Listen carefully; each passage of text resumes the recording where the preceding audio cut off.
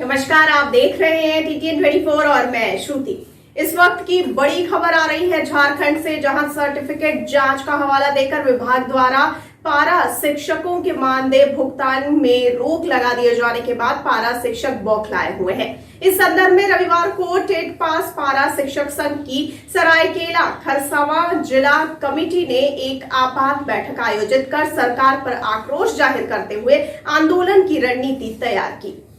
विगत 2 महीनों से पारा शिक्षकों का जो सर्टिफिकेट जांच के नाम पर मानदेय को बाधित रखा गया है। मैं स्पष्ट करना चाहूँगा मीडिया के माध्यम से कि सर्टिफिकेट जांच पूर्ण होने या नहीं होने को लेकर कहीं से भी पारा शिक्षक जिम्मेवार नहीं है और इसके लिए जो जिम्मेदार अधिकारी हैं उन पर कार्रवाई होनी चाहिए, उनकी वेतन रुकनी चाहिए, न कि पारा शिक्षकों का। लेकिन विडंबना रही है कि हमेशा से बाहरी अफसरों द्वारा पारा शिक्षकों को मानसिक रूप से प्रताड़ित किया जाता रहा है और इसकी एकमात्र वजह है कि 100% पारा शिक्षक यहाँ के मूल झारखंडी हैं। इसकी एक और वजह ये भी है इस तरह की प्रताड़ना की कि पारा शिक्षक, खासकर टेट पास पारा शिक्षक जो है कि अपने वेतनमान और समायोजन की मांग को लेकर एक आंदोलन की रणनीति तैयार कर रहे हैं और इसी सुगबुगाहट को देखते हुए सरकार ने एक साजिश के तहत अफसरों ने पारा शिक्षकों का मानदेय बाधित कर आंदोलन को कमज़ोर करने की कोशिश कर रहे हैं। मेरी दरखास्त होगी माटी की सरकार खुद को बताने वाली इस हेमंत सरकार से कि इन सब चीज़ों पर वो नज़र डालें। दुर्गा पूजा नज़दीक है, पारा शिक्षक एक तो अल्प मानदेय में काम करते हैं, ऊपर से दुर्गा पूजा जैसे इस अहम मौके पर अगर वो मानदेय से 2-2 महीने वंचित रह जाते हैं तो एक तो उनके लिए भूखमरी की स्थिति पैदा होगी ही, साथ ही अगर घर में कोई बीमार है परिजन या खुद ही वो बीमार है तो इलाज के लिए वो पैसे भी नहीं जुटा पाएंगे।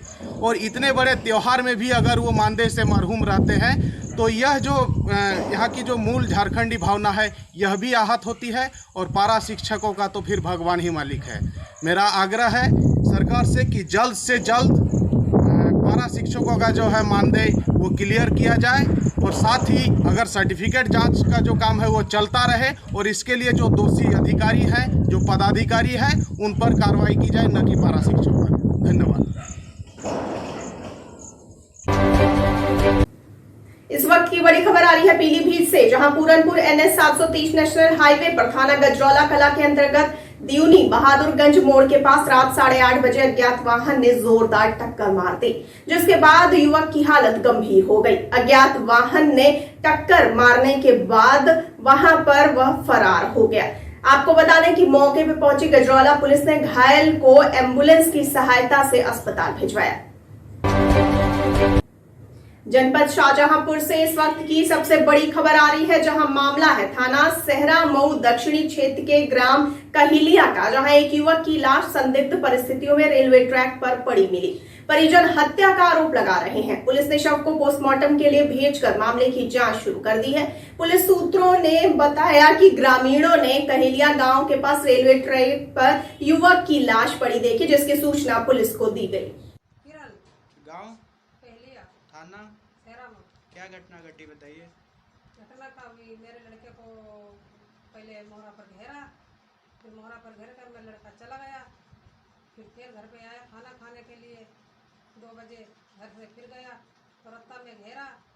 हमें लोगों को जब तक खबर आपके लड़के का नाम क्या है? जितिन। कितनी उम्र है? 17 साल का हो जाता। किसने घेरा आपके लड़के को? तेली लोगों ने, लड़के ने। तेली लोग नाम नहीं है उनके?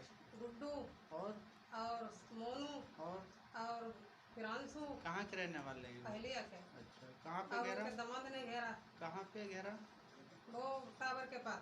अच्छा, फिर भगाया। मुझे खबर मिली, मैं लोग भागते गए।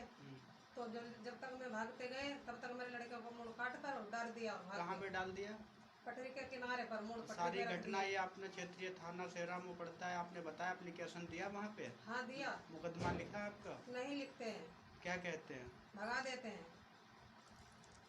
क्या नाम है आपका? संजय। इनके कौन है आप? हस्बैंड। अच्छा, तो आप थाने गए थे? गए थे। क्या बताया थाने में? थाने में बताया पुलिस GRP का केस है, मेरे यहाँ दर्ज नहीं हुआ। उच्च अधिकारी से मिलना चाहिए था, शाहजहांपुर मिले? हाँ मिले, SP साहब से। क्या कहा है उन्होंने? उन्होंने कहा मैंने खबर कर दी है जीआरपी को, आप जीआरपी जाओ। फिर हम लोग जीआरपी गए, उन्होंने कहा उन्होंने गुमराह कर दिया कि जाओ यहाँ कुछ नहीं होगा। तो आप थाने गए थे? फिर थाने फिर आया सेरामू से फिर कुछ नहीं हुआ। उन्होंने मेरे का केस ही नहीं है। तो आप लोग क्या चाहते हैं? हम तो न्याय चाहते हैं बस। क्या नाम है आपका? विजय कुमार। यहीं के रहने वाले हैं? जी यही कहना गांव कौन सा है? कहलिया। अच्छा, क्या घटना घटी इन लोगों? घटना ये घटी है कि मतलब जो जितिन है वो मेरा भतीजा था। सुबह मतलब वो दुकान पे जाता था 7 बजे का टाइम।